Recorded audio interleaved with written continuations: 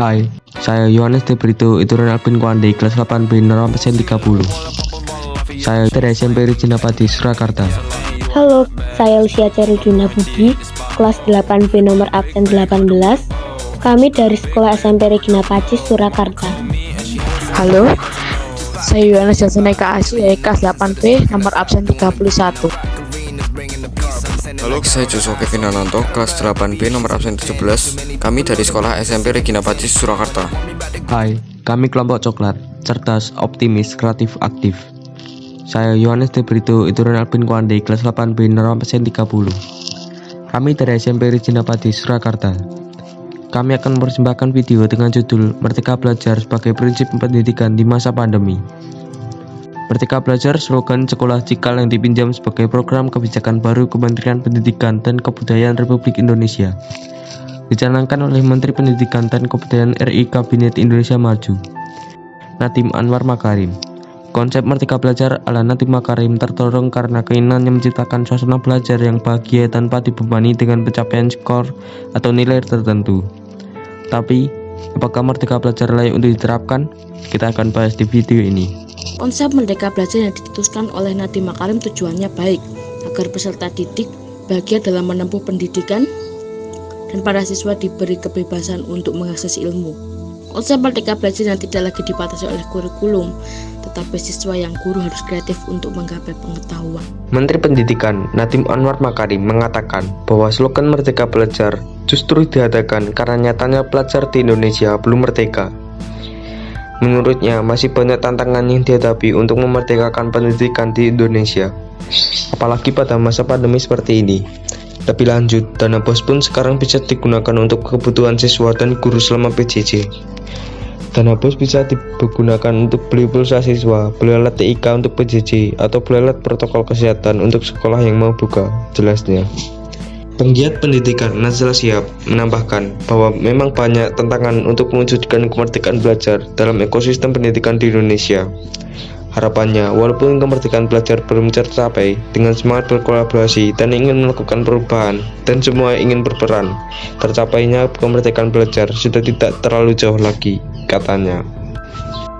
Berdampak, karena Merdeka Belajar adalah metode belajar dengan konsep tidak lagi dibatasi oleh kurikulum. Tetapi, siswa dan guru harus kreatif untuk menggapai pengetahuan. Jadi sekarang para siswa diberi kebebasan untuk mengakses ilmu. Sumber ilmu bukan sebatas pada ruang kelas, guru, tetapi bisa di luar kelas, di media online atau internet, perpustakaan, dan juga di lingkungan sekitar. Guru tidak lagi menjadi sumber utama. Dengan menerapkan Merdeka Belajar, para siswa bisa mempelajari semua yang ingin mereka ketahui tentang dunia luar. Untuk berdampak baik atau buruk, itu tergantung siswa yang memanfaatkan metode ini dan guru yang mendampingi. Banyak model-model pembelajaran inovatif dalam suatu pembelajaran di masa sekarang, antara lain memanfaatkan informatika dalam pembelajaran tersebut. Salah satu model pembelajarannya yaitu blended learning. Pembelajaran blended learning merupakan sebuah lingkungan pembelajaran yang dirancang dengan menyatukan pembelajaran tatap muka dengan pembelajaran online yang bertujuan untuk meningkatkan hasil belajar siswa.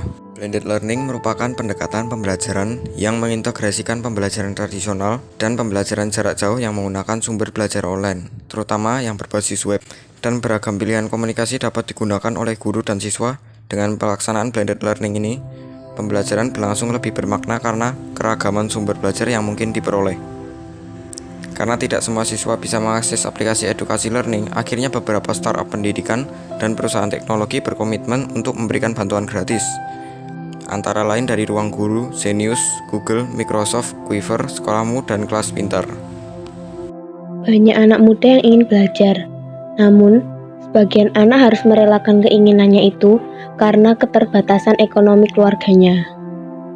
Ayo kita bantu teman-teman kita yang kesusahan di sana dengan membuat perpustakaan keliling yang bisa digunakan mereka untuk belajar hal yang ingin mereka ketahui dan bisa mencerdaskan generasi muda bangsa Indonesia. Semangat kita bisa membantu mereka.